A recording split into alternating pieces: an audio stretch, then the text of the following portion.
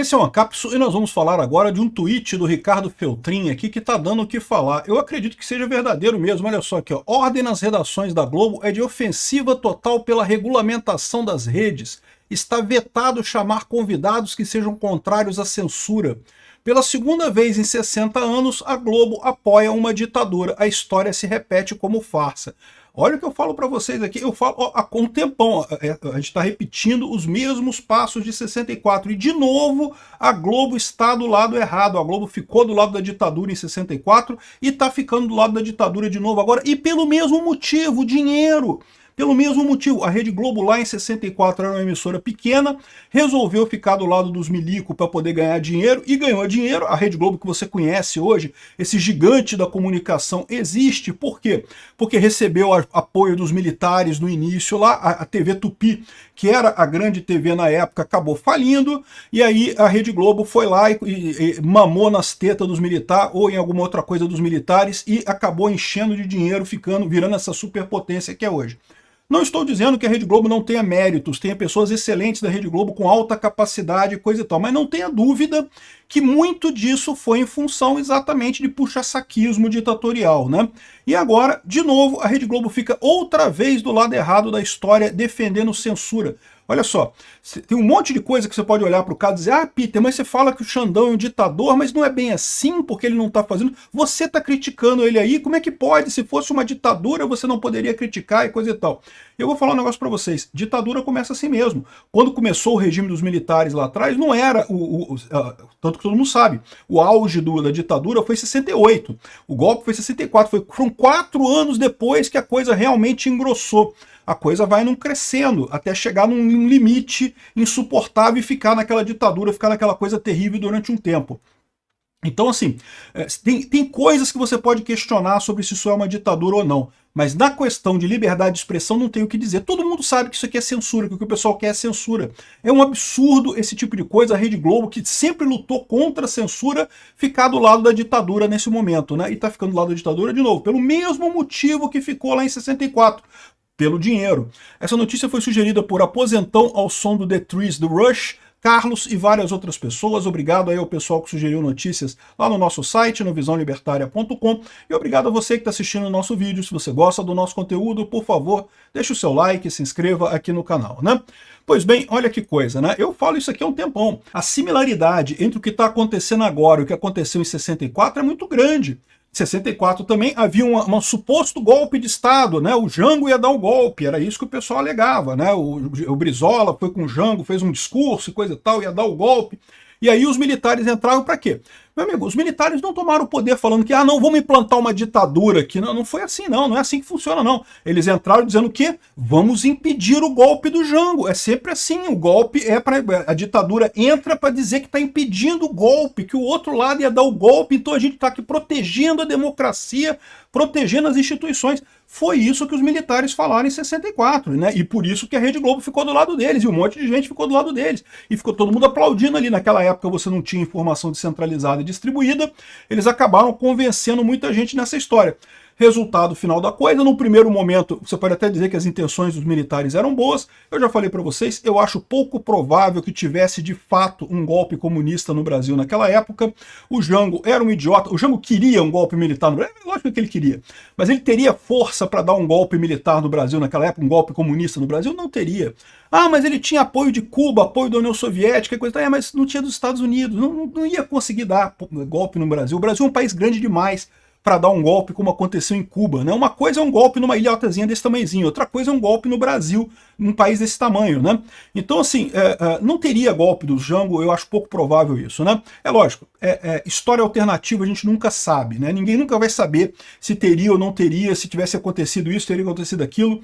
Simplesmente não dá para saber, mas eu acho muito pouco provável. O que eu quero só chamar a atenção é a mesma coisa. Agora, de novo, o Alexandre de Moraes, sob o pretexto de que temos que salvar, entre aspas, democracia brasileira, está dando um golpe. Quem está fazendo o golpe neste momento é o Alexandre de Moraes e o Lula, ninguém tem dúvida disso. E as características são todas as mesmas, porque é impressionante. O cara conseguiu tomar o poder, quem está na presidência é o presidente indicado pelo Alexandre de Moraes, e no final das contas, aí o que acontece? Naturalmente a população se revolta contra isso, né? O pessoal critica. Lá em 64, quem começou a criticar era o pessoal da esquerda, que queria o Jango, que queria o Brizola.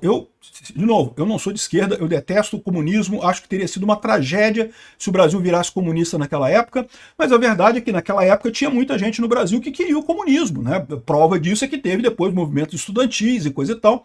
Esse pessoal todo saiu para brigar. Agora o que está acontecendo? Sai o pessoal da direita para brigar, os bolsonaristas para brigar. E aí o que acontece nesse caso? Aí começa a repressão, começa a censura, começa a calar todo mundo, tentar manter o poder na base da porrada. É o que eu falo para vocês, meu amigo. Ou a democracia se mantém por si própria, ou no momento que alguém vai e fala que eu sou o salvador da democracia, esse cara é um tirano, bicho. O exército, quando entrou nessa parada, virou um tirano, virou um ditador. O Alexandre de Moraes, que está vestindo essa capa de salvador da democracia do Brasil, é um tirano. Está fazendo tirania, está fazendo uma ditadura no Brasil.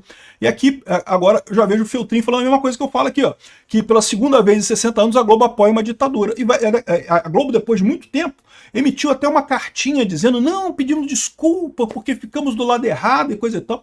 Muito conveniente, né, Globo? Depois de ficar do lado dos militares, de entupir o bolso de dinheiro, de ter um monte de favor, conseguir um monte de concessão por conta dos militares, favorecendo concessão da Globo, porque a Globo ajudava os militares queriam abafar o discurso, queriam dominar a esfera informacional no Brasil, então deram muitas concessões para a Rede Globo, porque a Rede Globo era amiga e coisa e tal. A Rede Globo só se virou contra o regime militar no finalzinho do regime. Só lá no finalzinho do regime mesmo, quando já estava um negócio escancarado que era ditadura mesmo, que tinha gente torturada. Aí que a Rede Globo começou a ficar contra os militares ali, e mesmo assim não criticava muito.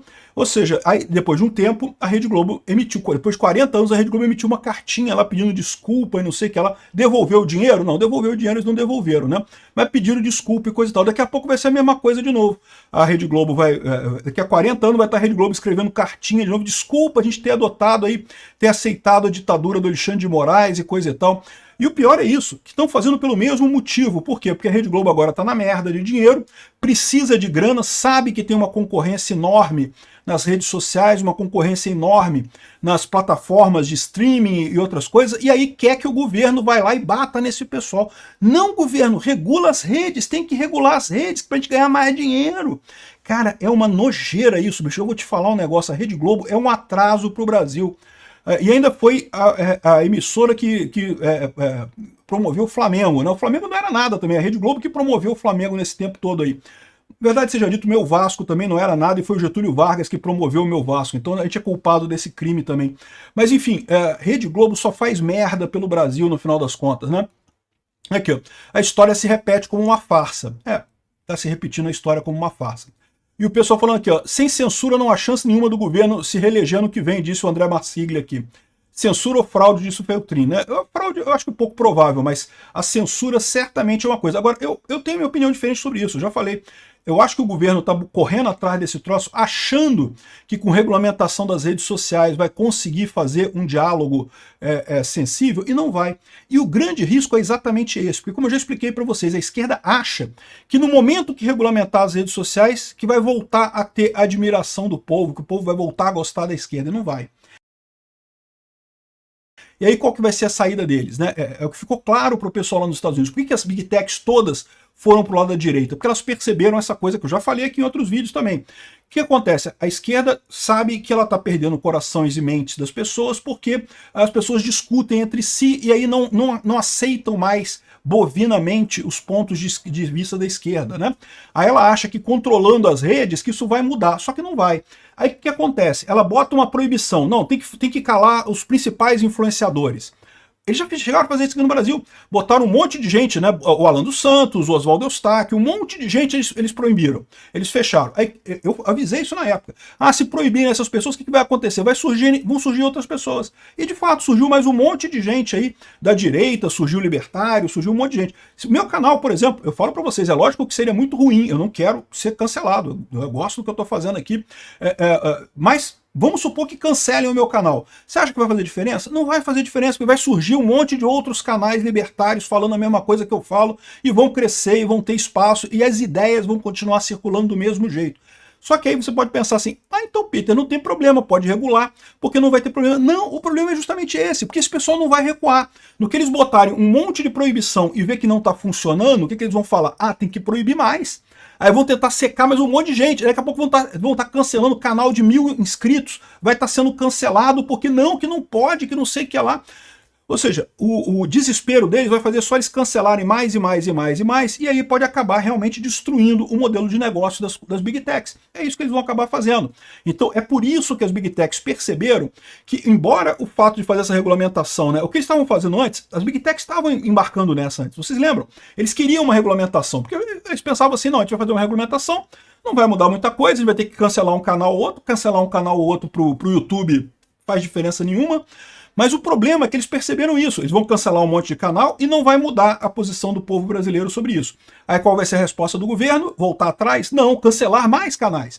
E depois cancelar mais canais ainda. E daqui a pouco cancelar outros canais ainda. E daí a pouco vai cancelar todo mundo e ninguém vai poder falar na rede social, porque, né, senão, se alguém falar na rede social, o governo perde o debate, né? Então este é o problema. Embora isso seja altamente inefetivo, isso não significa que não seja extremamente danoso. E a gente tem que lutar contra essa regulamentação com todas as forças. O fato da Rede Globo ter proibido convidar... Caralho, que filha da putagem desse pessoal, né? Eu vou te falar uma coisa, a Rede Globo, filhos da puta mesmo, vetado chamar convidados que sejam contrários à censura, né? O Bolsonaro também falou contra essa regulamentação, que o Lula tá vindo com tudo aí. O Lula falou que vai fazer uma campanha de marketing para botar isso daí.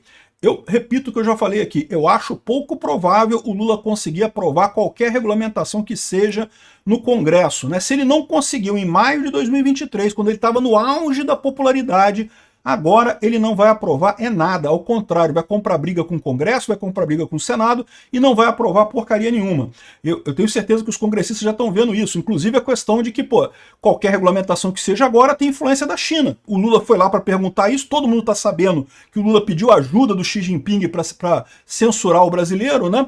E aqui, ainda tem os idiotas do CGI, do Comitê Gestor da Internet, que puta que pariu. Como se não bastasse, estão querendo sacanear ainda o pessoal aqui. Botaram aqui uma proposta de princípios para regulamentação de plataformas de redes sociais. Uma besteira atrás da outra. Começa com soberania e segurança nacional. Que porra é essa, cara? Quem se importa com soberania e segurança nacional? Importante é liberdade de expressão. Isso é que é importante. Privacidade, desde que a pessoa se importe, porque o pessoal adora usar privacidade para esconder orçamento do governo, para proteger funcionário público, para proteger gente poderosa, mas não está nem aí para a privacidade em geral das pessoas, né? E liberdade de expressão é direitos humanos. Então isso aqui está totalmente redundante, essa porcaria aqui. Não precisava de privacidade, direitos humanos. É liberdade de expressão, ponto final. E é o primeiro item, né? Aí o resto tudo aqui é lixo, nada que importa. Ou seja, a regulamentação das redes sociais devia ser só para a liberdade de expressão e foda-se o resto.